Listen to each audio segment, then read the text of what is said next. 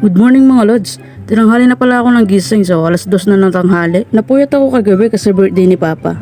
Ayan, so pinatay ko na yung ilaw. Hindi ko alam kung galit na si mama niyan kasi hindi ko siya natutulungan mag-prepare ng itinitinda naming fried chicken. Pagdating ko nga ng kusina, ito tinitimplahan na ni mama yung gagawin naming gravy. Tapos natimplahan na din niya pala yung mga manok. Isang timbalang pala yung titinda namin ngayon kasi napuyat din si mama. Ayun, so tinitimplahan na nga pala ni mama yung gagawin niyang gravy. Ito rin pala yung dahilan kung bakit bumabalik-balik yung mga suki niya kasi nasasarap rin sila sa gravy ginagawa ni mama. Pinaikot-ikot na nga ni mama yung sandok katulad ng pinaikot-ikot ako ng isang tao dati. Aray. Ayan, isasalang ko na pala sa kalan yung taong nanloko sa akin dati. Ay, esta yung gravy pala. At ayun na nga, tulad ng ginawa niya sa akin dati, halu-haluin at pakiikot-ikutin ang sandok hanggang sa maloko. Maluto pala. Medyo may katagalan nga lang iluto tong gravy kasi hihintayin mo pa siyang lumapot at hayaan mo siyang kumulo ng kumulo para mas masarap at maluto ng maayos. Naghihiwa na nga rin pala ng sibuyas si mama para sa gagawin niyang suka. At syempre, isa rin to sa dahilan kaya bumabalik-balik yung mga suki niya. Masarap kasi yung ginagawang suka ni mama. Binalikan ko na nga itong gravy, sana all binabalikan.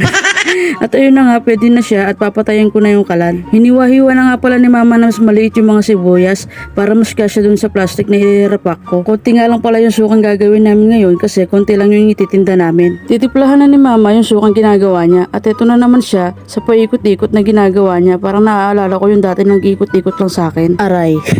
At ito na nga, dinagdagan na ng tubig ni mama kaya medyo umapaw na yun sa pitchel. Tapos na nga palang matimplahan lahat nitong sausawan kaya nilagay ko na sa lamesa. Itong gravy mainit-init pa. Ayan, nagchop-chop na rin pala ako ng sili para mamaya ilagay ko dun sa pitchel.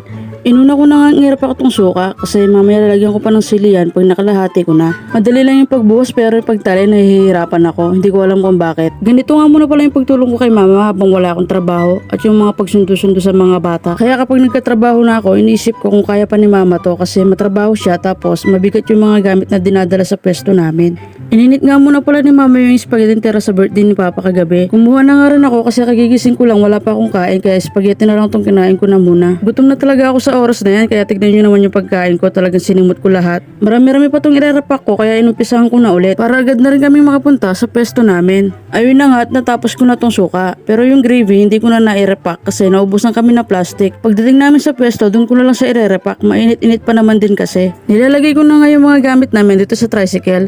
Maliit lang tong tricycle namin kaya kailangan maayos yung pagkakalagay para magkasya lahat. Tinutulungan na nga rin pala ako ni Papa kasi hindi siya nagtrabaho ngayon dahil sumasakit yung tiyan niya.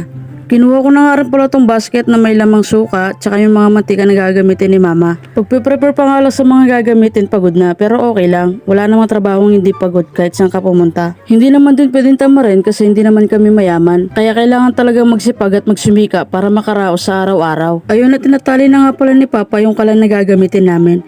Ito lang din yung gamit namin sa pagluto ng fried chicken. May isang kalan talaga kami na ginagamit pero nasira kaya pinagawa muna namin. Kaya no choice, itong sa bahay, ito muna yung ginagamit namin sa ngayon.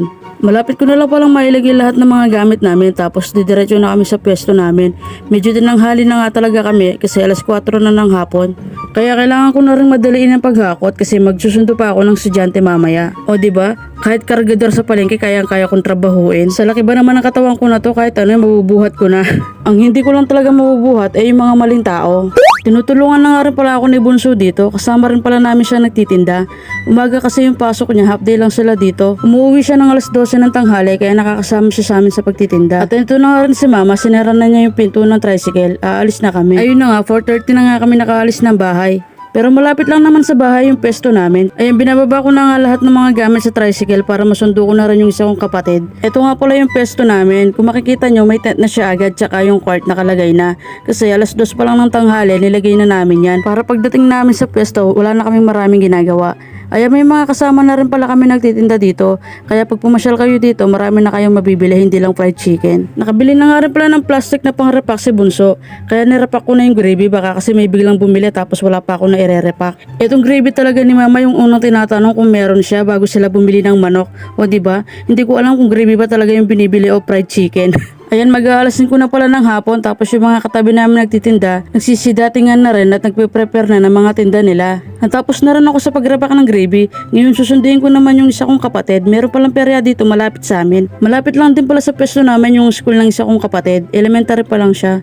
At eto na nga, nandito na ako. Si mama nga rin pala sa akin si Bunso at siya yung pumasok sa loob para sunduin yung ate niya. Idediretso ko nga muna pala sa bahay yung isa tapos dun pa lang ako babalik sa pwesto. Nagluluto na nga si mama dahil tinanghali talaga kami, marami ngayon na nag-aantay ng mga bagong luto.